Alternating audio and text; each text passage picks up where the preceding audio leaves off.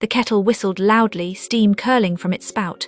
The cups and saucers were neatly set on trays, biscuits arranged on plates, and beautifully wrapped hampers stacked on a corner table. Everything was ready for the women's meeting at Mrs. King's elegant home. Everything except the guests, who were yet to arrive. Mrs. King glanced at the ornate wall clock. 1 o'clock. She gave her honey-toned complexion a final touch of powder and tucked a stray curl behind her ear. Just then, a sharp knock echoed from the front door.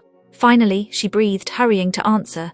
Soon, her living room buzzed with laughter and conversation as women settled in, discussing how to support widows, help underprivileged children, and improve their community. Meanwhile, the children played in an adjoining room, their chatter rising like a joyful chorus. But not everyone was happy.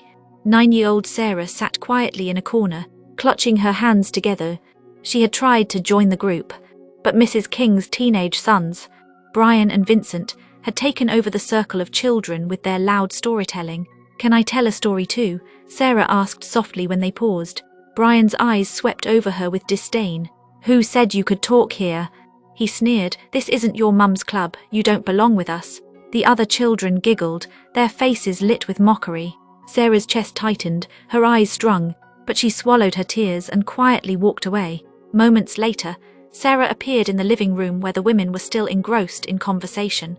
"I want to go home," she blurted, her voice trembling. The room fell silent. "Sarah," her mother scolded, eyes flashing with anger. "Don't interrupt us like that. Go back and play." Before Sarah could turn away, Mrs. King walked over and knelt beside her. "Sweetheart," she said gently, "what's wrong?" Sarah's lips quivered, and for a moment, she hesitated, but Mrs. King's warm eyes reassured her. They said I don't belong," Sarah whispered. Mrs. King's face darkened. "Who said that?" Without waiting for an answer, she strode to the children's room and called for Brian. "Brian," she said firmly, "Sarah tells me you made her feel unwelcome. Is that true?" Brian squirmed. I was just joking. Jokes shouldn't hurt people," Mrs. King replied. "Excluding others isn't funny, it's unkind. Everyone deserves to feel included, no matter who they are. Imagine how you'd feel if no one let you join in." Brian lowered his head. "I'm sorry, Sarah," he mumbled. "We're sorry too," Vincent added, and the rest of the children murmured their apologies. "Would you like to tell your story now?" Brian asked. Sarah's face lit up. "Yes." As Sarah launched into her story, the children listened eagerly, laughing and clapping at her funny twists and clever ending. For the first time that afternoon, Sarah felt seen, valued, and included. Moral of the story: inclusion is a powerful act of kindness. Making others feel welcome shows